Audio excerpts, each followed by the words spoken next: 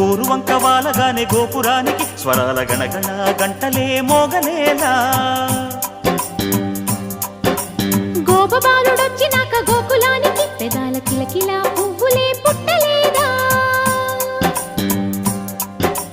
బాలకృష్ణుడొచ్చినప్పుడే వయ్యారి నందనాలు నాట్యమాడగా, వారసుణ్ణి చూసినప్పుడే వరాల వాంఛలన్నీ పల్లవించగా. నందుడి